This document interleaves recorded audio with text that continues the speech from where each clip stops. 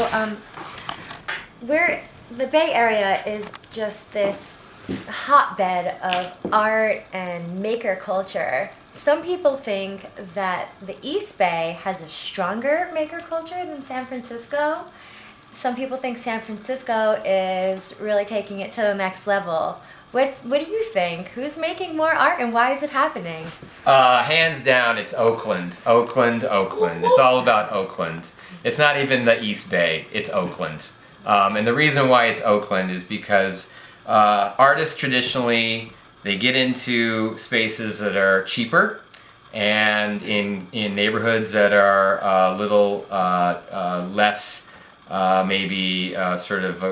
desirable to, sort of like your mainstream culture.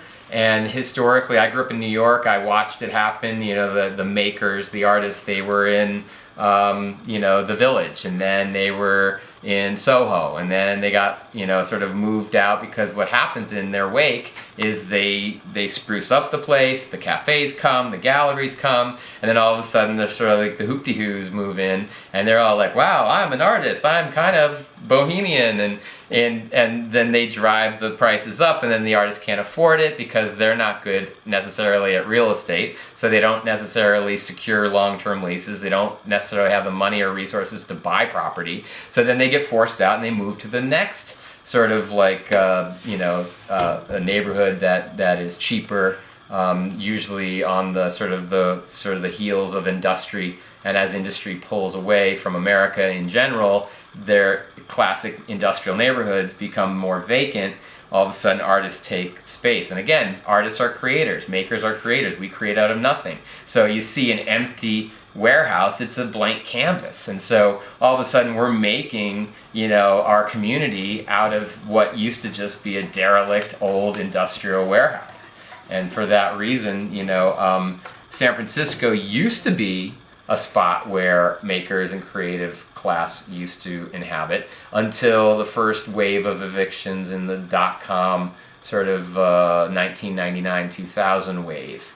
And so a lot of people started moving over to the East Bay and to Oakland because, again, there's cheaper spaces, there's larger spaces, and the more space you secure as a group or a coalition or a collective, the cheaper it's going to be per person.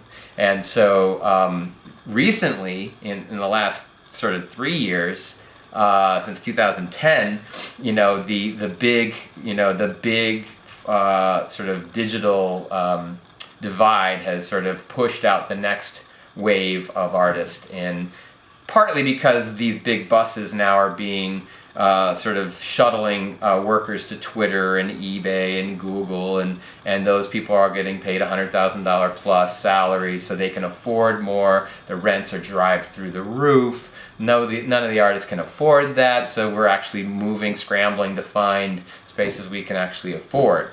Right now there's a crisis in San Francisco. I mean, people can't even afford, one bedroom for $1,100. It's like, like when I moved to San Francisco 20 years ago, it was $300.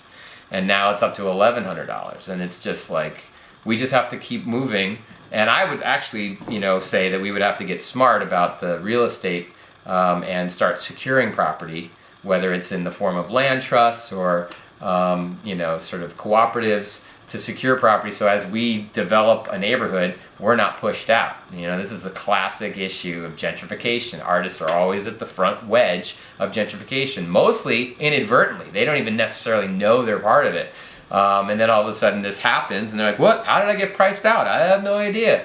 But people are getting smarter, but part of being smarter is being proactive and saying, okay, this neighborhood in 5 years is going to be this. Let's get in here now, let's secure this, let's do what we can, let's pool our money, let's secure property so that we're not kicked out in the next wave of gentrification. Right. So